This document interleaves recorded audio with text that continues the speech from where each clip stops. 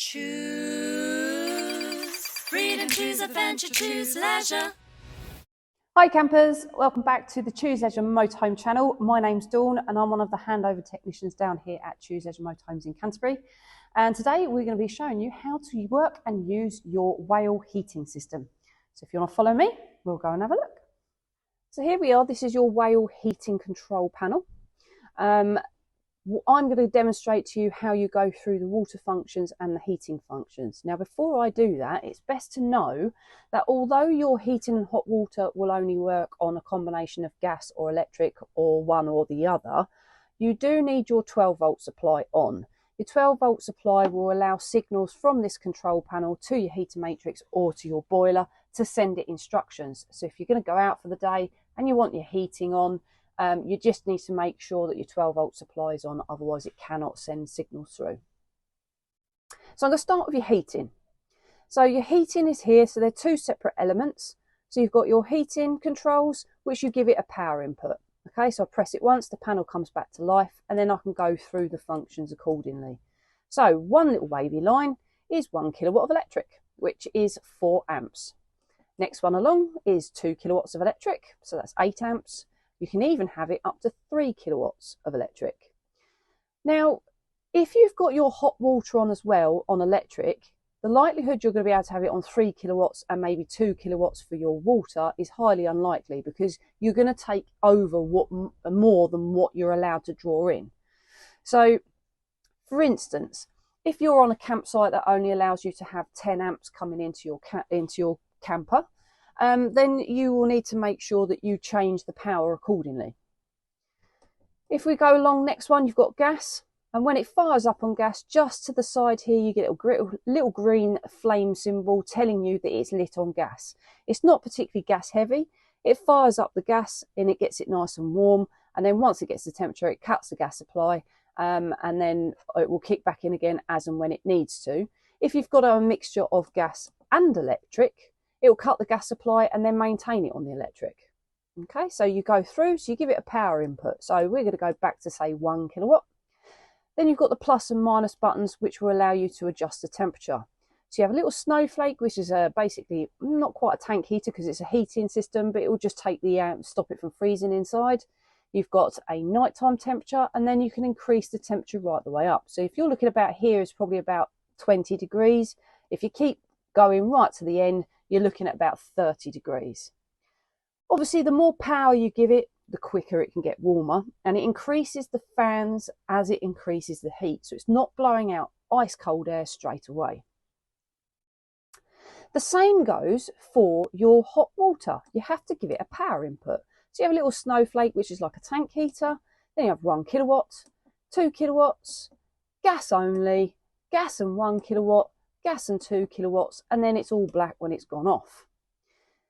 Once it's again lit up on gas, you will get a little flame symbol to one side telling you it's lit up on gas. Gas will be more instant. If you're going to have a shower or something like that, you might find it beneficial to put gas into the mix. Because gas is instant, it heats things up quicker. But if you've got it on a mixture of gas and electric, it will cut the gas supply and maintain on the electric unless it drops rapidly in temperature, and then it will kick the gas back in again.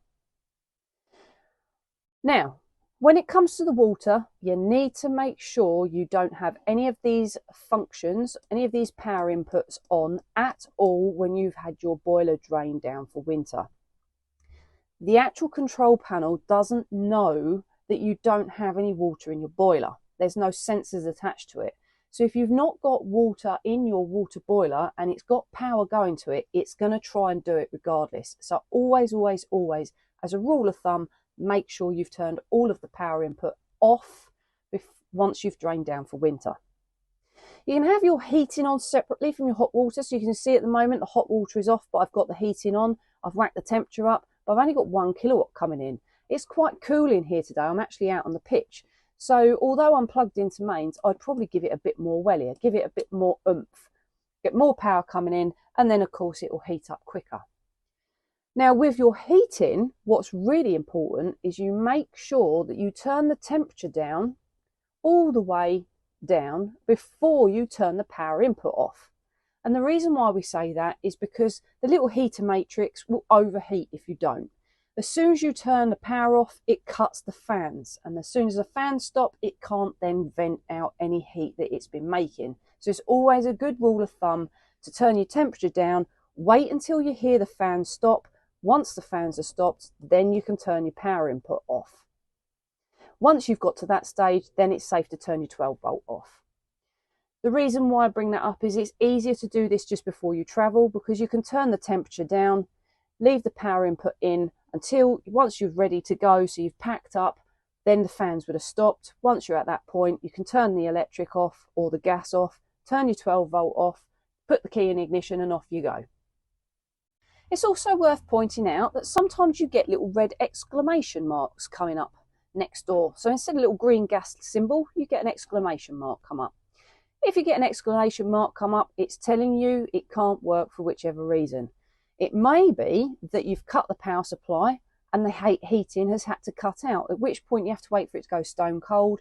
If you press the heating and the plus button at the same time, it will reset and it will go through the functions again. The only problem with that is obviously you do have to wait for it to go stone cold. So if you've blocked up any of your heating vents or you've not had time for it to cool down or do its shutdown thing, then you have to wait for it to go stone cold before you can fire it up again. Same goes for water. It might be that you've got it running on gas and you've not got any gas, or maybe you've turned the gas off for some reason. Perhaps you've gone on a ferry. If that's the case, then you'll need to obviously correct the issue, so turn your gas on, and then you can actually reset it again by pressing the hot water and the plus symbol, and then it will go through the functions again. Likewise, it might be that you have plugged into mains hookup, and maybe someone has tripped out your campsite because they've drawn too much electric than they are allotted. So it could be that you've tripped out. If that's the case, you'll need to obviously make sure the electric's turned on. So it's a bit of a troubleshooting guide in that sense. The exclamation mark is telling you there's something wrong. If you press any of the buttons, it will give you these little lights lit up in a certain code.